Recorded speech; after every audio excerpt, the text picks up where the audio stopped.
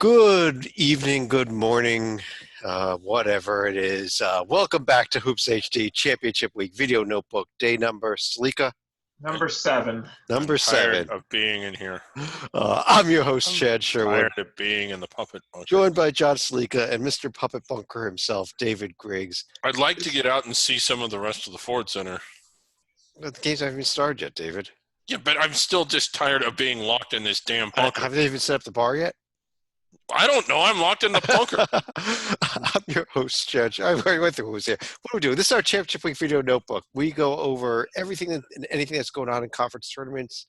We like to start with news and notes. And is there any? Not dealing with the conference tournaments. No, the major news is going to be that we have some dirty water available at the bar for the puppet. I got some news and notes here. Coming up tomorrow, that is Tuesday, March 10th, is the start of an event that we have all been anxiously awaiting for. And I even got a little video here. Here's our news and notes. This is what starts tomorrow. Let's see. What is this? Get ready to experience the ultimate live show of machinery. Con Expo Yes! takes the stage March 10th to 14th, 2020, where heavy metal meets hard rock. Oh, yeah! Jam-packed lineup with the hottest names in big iron and tech, featuring top headliners in asphalt, aggregates, concrete, earth moving, lifting, mining, utilities, and more. All in. Yeah, that is amazing. Wow! Oh, so well. Oh, well. Who cares? Yes, it is starting tomorrow. Con Expo, Con AGG 2020. That is amazing. I wish I could have taken off work for that. But let's get into conference tournament play instead. Let's see if we get the screen back up. Did we lose the screen? I think we did. Probably, yeah. But who cares? The Con Expo, Con AGG is going on. It was championship day today in the Southern Conference, and it was East Tennessee State against Wofford. And David, Wofford played like a team that was playing its fourth game in 4 days. Yeah, really exciting first half. The two kind of, were neck and neck. East Tennessee State opened it up a little bit and then kept them at arm's length all the way through the second half. They actually, I think the lead got out to close to 20 by the end of the game. East Tennessee State, we were kind of critical about them at points in conference play. And when I say we were critical of them as we would be any at-large team. Like when you struggle to win some of these games or lose some of them, and you're an at-large team, you're going to hear about it, but not at all in this tournament, blasting all the way through it, with the exception of maybe VMI in their first game, just rolling over pretty much everybody and looking really impressive all throughout. And what I know, our committee just put them on the 12 line, sort of, though. But I think they end up a little higher than that, maybe even a 10 seed. I think at 11. I think at the end of the day, the real committee has them on 11. But that's where it is. John, I know you weren't with us for the bracket rundown show we did a few hours ago. Do you agree with that? Do you think they're at 11, at 12, at 10? I would probably say I had them personally as a 10, so I was a little surprised that the committee would have given them a 12 here. So it would mean someone probably had to have weighed down their performance. Well, there is a little asterisk there. Right? They actually would have been an 11. It came down to because of the first four, and they fell in the middle of the first four there. So we kind of gave them 11. They ended up on the 12 line, but and it was before they had the big win over Wofford tonight, of course. But that was the only championship. That was the only bid handed out today. But we had a lot of semifinal action, actually. And let's start with the game. Let's start with the games that actually just went final before we started this show. The West Coast Conference semifinals. And John, we had two very good games in the WCC tonight. Well, the funny thing is we had complained at the beginning of the tournament that the first 5 games had ended up being blowouts, but starting with the double overtime thrill for St. Mary's on Saturday night, business has started to pick up here. And while BYU had an 8-point lead in the second half and ended up blowing it on top of an ill-timed technical from head coach Mark Pope, give credit to St. Mary's for just hanging around and, shall we, in the words of the puppet, uglying up the game to the point where it would behoove the Gales to win that one. And they'll get to face Gonzaga for what seems to be the 33rd straight time. Yeah, and I mean, if there's any doubt that St. Mary's was an NCAA tournament team coming from people like the Puppet, or puppets like the Puppet, I think that is gone now.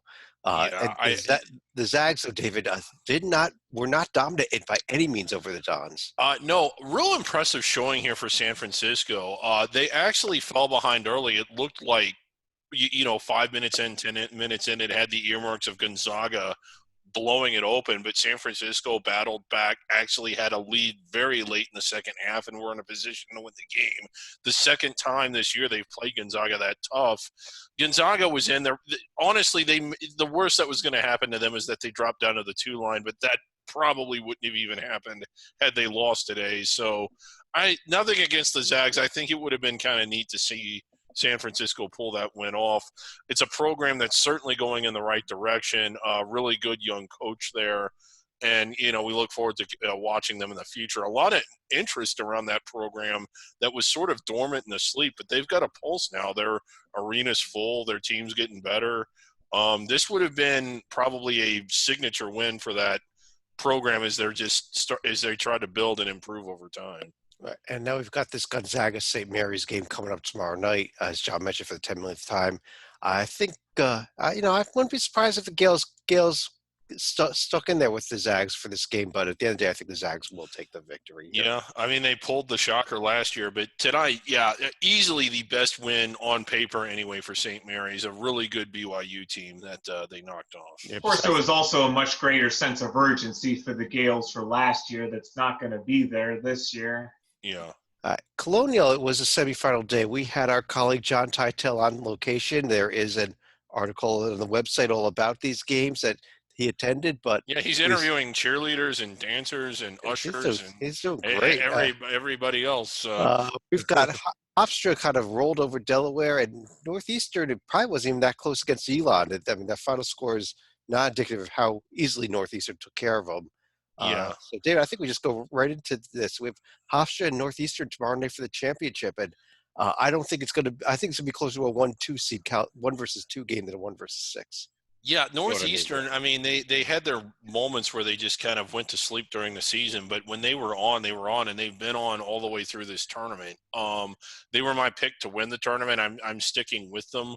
But either way, I mean, Hofstra probably easily the more deserving team with a bid when you look at the whole season.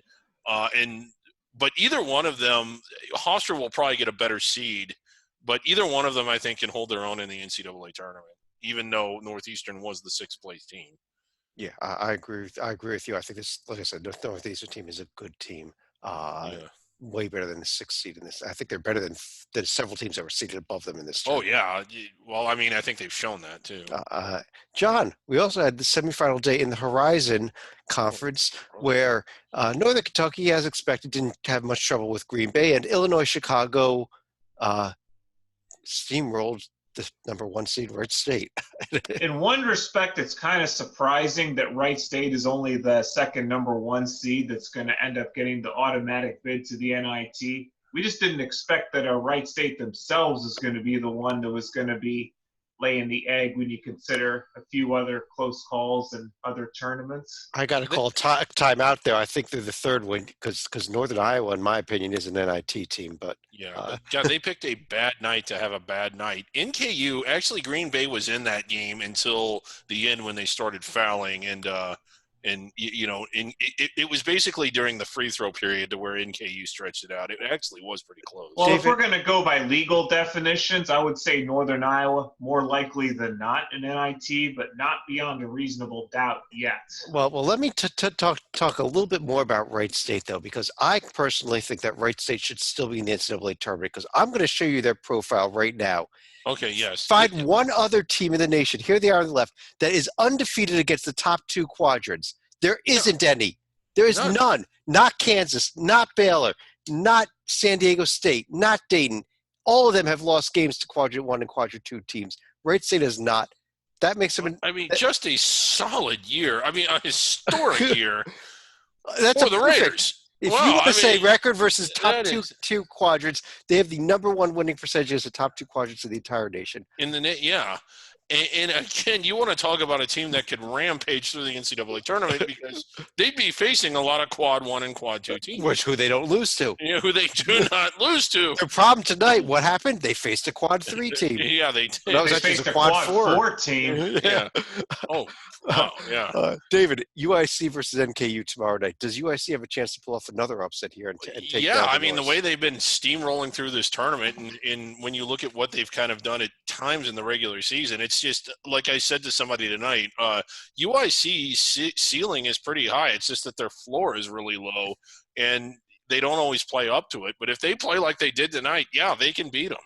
But let me also go back to the regular season matchups between these two teams. We've had polar opposite games here. In the first game that was at Chicago, NKU had a 30-0 run to blow that game open in the second half and ended up winning by 16. So naturally, UIC returns a favor and jumps up by as many as 28 points early in the second half before coasting in Highland Heights.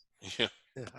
It was also semifinal day in the Summit League today, and we were hoping for a South Dakota State semifinal. Instead, we ended up with a North Dakota Fort Wayne semifinal, Yeah. which North Dakota kind of rolled past Fort Wayne. And the North Dakota State Oral Roberts game was a little bit closer of a game, although Yeah, it it wasn't was. until the last few minutes there that North Dakota State finally put away. Yeah, I mean, that was close all the way throughout. So we've got the rivalries. I mean, Well, we did get a rival. My whole point was we didn't get South Dakota State. We do get North Dakota State, though. right, yeah. So this one should be fun. It normally is when they play each other. This is a fun league. I think people that don't really follow it the way that we do under the, all the under the radar conferences always are amazed at what this conference tournament's like. I mean, you see good games in this league pretty much all throughout the year. Yeah, and this this is North Dakota's first trip to the Summit League Championship. They've only been in the Summit League for a couple of years, having come over from the Big Sky a few years ago. So Yeah, so a big deal for them. yeah, the Fighting Hawks, Mhm. formerly known as the Fighting Sioux. The Nodaks. John, you going to pick the upset by the Nodaks, or are you going to go with North Dakota State? I'm going to go with North Dakota State right here. I agree with you. Yeah, me too. And this, I hope it's a fun game. It might be a blowout tomorrow night, though. I think it's going to be a fun game. It was first round day today in the Mid-American Conference, where last night we talked about how the 4 lower seeded teams, the 4 road teams tonight, were not nearly as good as the top seeds. We had 3 of the 4 games were blowouts most of the game. Western Michigan made a big run late to get back in the game against Toledo, but couldn't get over the top in that one. Kent State and Ohio won big. The other game was kind of a blowout too, John, with your projected champion going down to the 12th seed in the first round. Yeah, if you had told me 24 hours ago that Mother Miami was going to win on the road and Wright State was going to get blown out in Indianapolis, I would have told you to get your house checked for lead. Yeah. Unbelievable. I mean, and Miami, Ohio led this thing tip to buzzer, David. I was shocked. Yeah, by I this mean, game. you kept waiting for Buffalo to snap out of it. It's just, I think what happened was Buffalo realized they were playing Miami. No big deal, no sense of urgency, and they just never turned it on. But, kind of a big, I mean, one of the bigger upsets of the day, really. And, they've got the momentum. We'll see what they do on Thursday. Yeah, we'll talk Probably about these not. games again Wednesday night. We'll talk about the next round here. But, How Ohio, happy is Akron Ohio and right Kent now? State really cruised. And like I said, Toledo was up huge, but almost blew that game. It was really Yeah. a pretty good choke job they almost pulled off. Mhm. One more conference that was in action today, it is that monstrosity that is known as the Sun Belt Conference Tournament. We were now I in the think this second. was the 7th round. But we ended up with the 2 of the best games of the day. Two games where in both of these games, the road teams, both Louisiana and Coastal Carolina, built big leads early. Yeah. Home teams came back and pulled out close ones at the end. Yeah, Georgia Southern coming storming back. So They both did, yeah. Yeah, now we're down to the quarterfinals. That's okay. Wednesday. On Wednesday, and Georgia State, Georgia Southern, kind of a fun rivalry there. That should be fun. And then hot, still alive. NCAA tournament hope still alive. Final Four dream still alive. Yep, Appalachian State gets the win over Coastal Carolina. Cliff Ellis is done for the year. But we will come back to this tournament again on tomorrow night to preview these games on Yeah. Wednesday. That was it for the games that were played today. We do want to preview some other games that are coming up tomorrow night and start with the one other championship besides the 4 we already mentioned. 5 total championship games, but it is the Northeast Conference title game. Yes. SSPA at Robert Morris, the Battle of Western Pennsylvania. This should be a fun one, I think. It will be in the new arena there at Robert Morris, which, while nice, and Rocco's a big fan of it, it's a little too nice for the NEC. I want the bleachers and like the folding chairs that are broken and things like that. But, it will be sort of a showcase game for the league. It's the 2 best teams, I think. And of course, like, we had an awesome quarterfinal, sort of a boring semifinal. Hopefully tomorrow night's game is going to be really good. I think it will be. John, got a prediction? I'm going to say that St. Francis, PA actually wins this one and becomes the first team to win a road game here in the NEC tournament, which is pretty odd to say in any given year. Yeah, we normally have several road upsets in this league, and we have not seen any yet so far. It is also semifinal day tomorrow on campus sites in the America East. UMBC at Vermont, Hartford's at Stony Brook. The big question, David, is do we see the Vermont Stony Brook final we've been waiting for, or can either one of these teams get upset this round? I mean, you kind of want to believe in Howie the Hawk. Our friend Lee Del Vecchio, a big admirer, he's all excited. He's not going to sleep tonight. That's how excited he is. Well, remember, UMBC won at Vermont late in the season also. Yeah, they did, and kind of a surprise. I don't see them repeating that. I think it's going to be Stony Brook Vermont. And there was this also little buzzer beater that UMBC had 2 years ago that you may remember that launched an unlikely run. Well, yeah, and that was so disappointing because, like, that Vermont team was in a position to win a game in the round of 64. UMBC, while it was a nice win for them, just went on to be a 16 seed.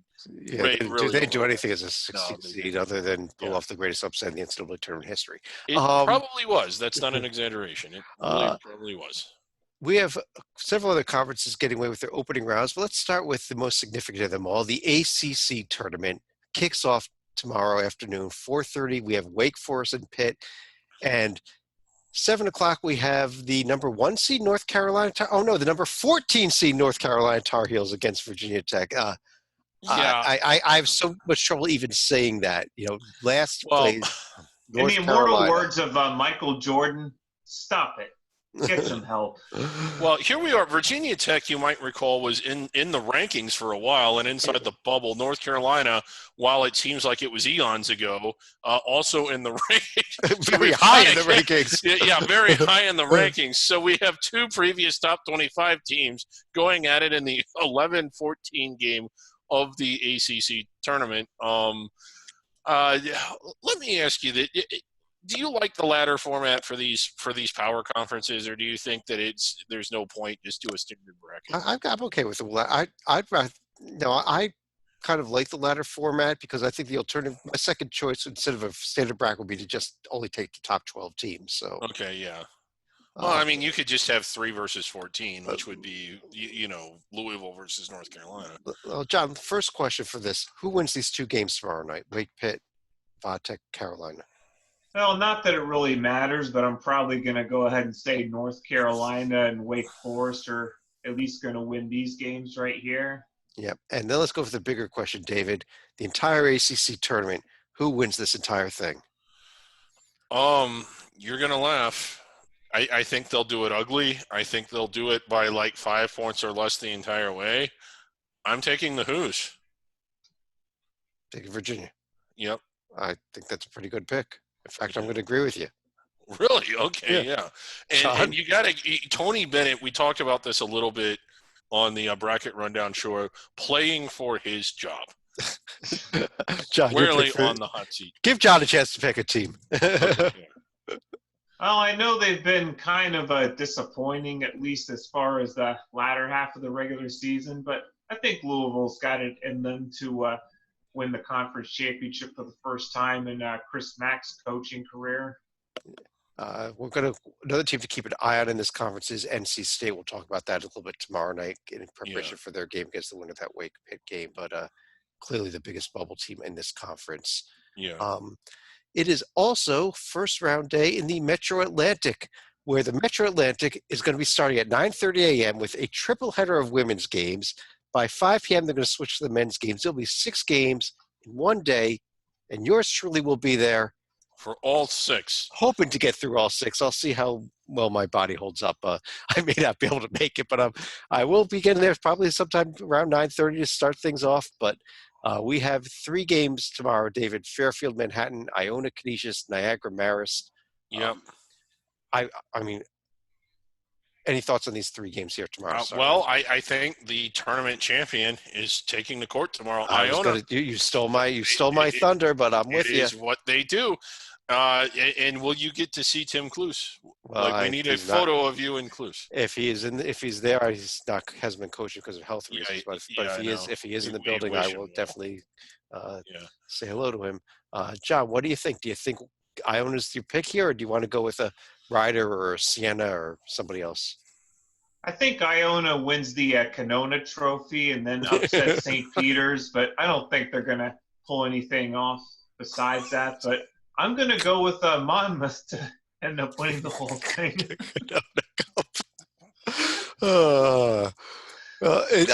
One thing that this conference does give us some pretty good games most years, and the entire league was so even this year. I think we could be in store for a great conference tournament. Almost every single game. Yeah, it should be at least fun to watch, and not a whole lot of separation really from 7th or even 8th place all the way up to 1. And you're probably playing for a spot in Dayton too. But. Yeah.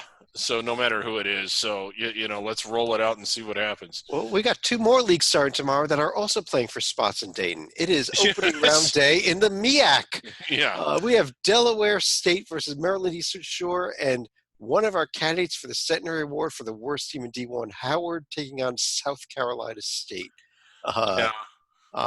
Flow Hoops will be in full action. Get your Flow Hoops back on here if you turn it off after the Colonial. David, any comments about tomorrow's games, and more importantly, who wins this entire event?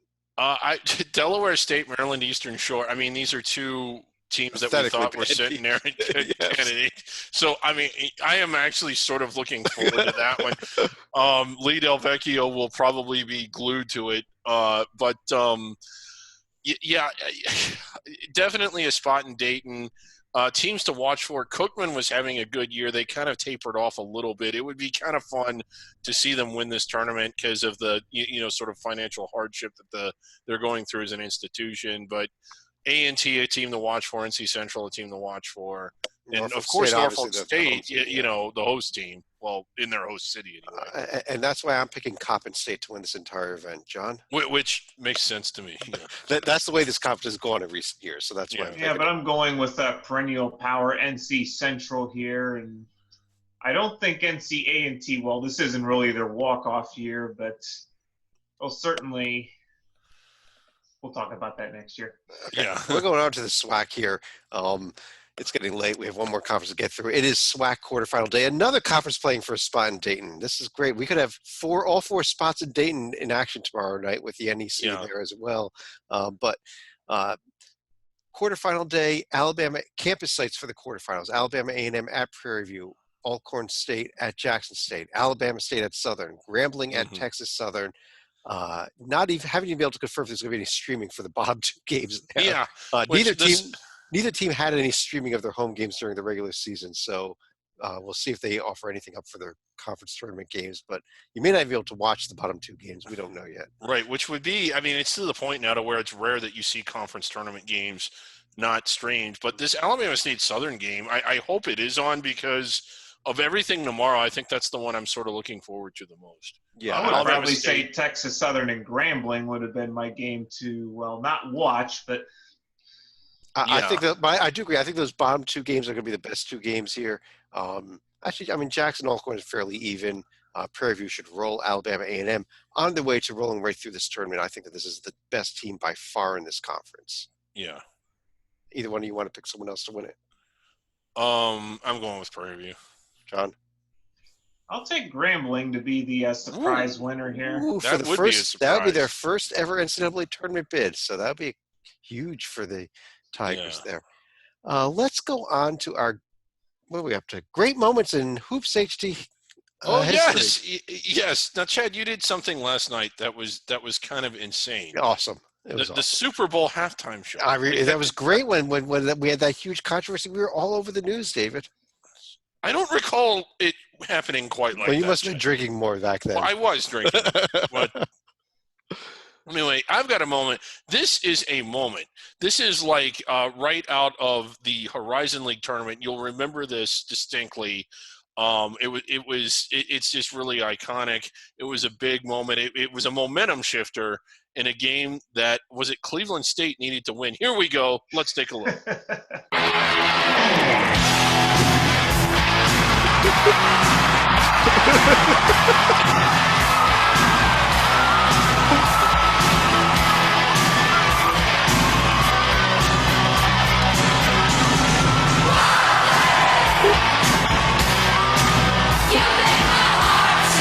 I hate this fucking song.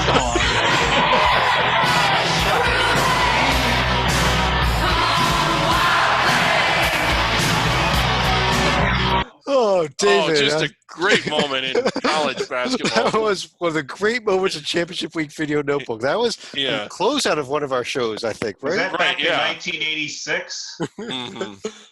The 86 tournament, was that what that was? We've only been doing this since 2012. It couldn't have been 86. Oh, what are you talking about? We were back in black and white the other day. Oh, yeah. Let's go to our survival board.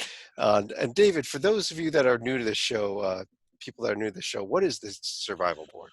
Well, ultimately, it's a reference. It's a tool for the selection committee, and it outlines who's going to make the tournament, who they should be debating and discussing, and then who needs automatic bids and has no chance at all. So, I mean, there's actually a fourth classification is automatic bids. You see Liberty there already with the automatic bid, but then you see like Dayton, Baylor, Kansas, Butler, Creighton. Those are teams that are going to get in regardless of what they do in the conference tournament.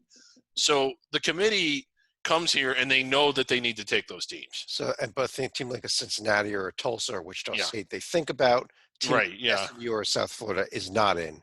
Right. So, so what they do is that they log on to the site, they come to this board, and that's how they end up picking the field. And as these regular type teams lose, they get eliminated off the board. They get eliminated off the board.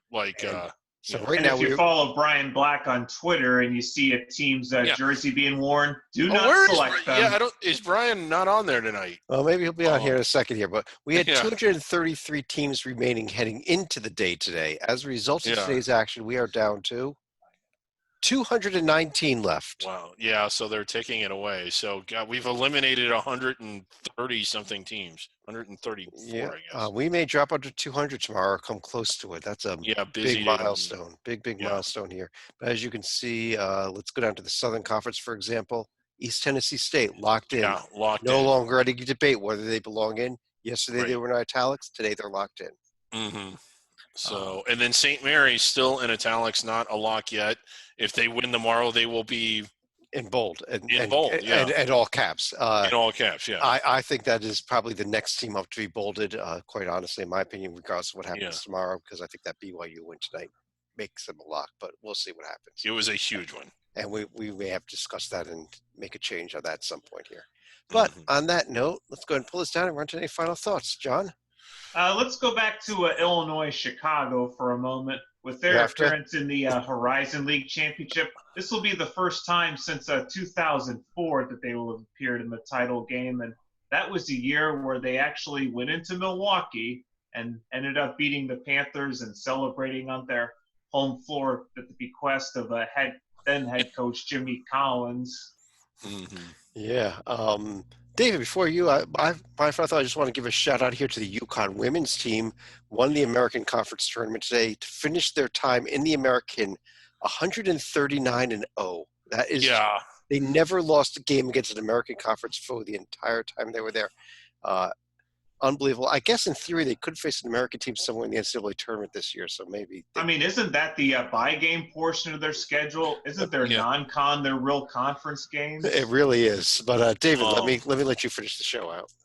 Yeah, and again, just the ACC getting underway tomorrow, and I guess the championships there on Saturday. But you're going to be seeing a lot more games that aren't necessarily elimination games. It's just teams playing for seeding. I guess tomorrow's games are elimination games, but we're sort of getting into that rut. But it sort of transitions off like the power conferences are now starting up. Yeah. So Yep. We're going to start seeing the day after that. We're going to see a lot more of the power conferences. The Big 10, the Big 12, the SEC are getting ready to go here on Wednesday, I guess. But Pac-12 and Big East will also be worth watching. for sure. Yeah. We will have a lot longer show tomorrow night, in fact, because we got to start previewing a lot of these major conferences tomorrow. But on that note, I do want to thank everybody for joining us on behalf of John Stalika and the puppet who's locked away in Frisco, Texas. I'm Chad Sherwood, and we will talk to you again real soon.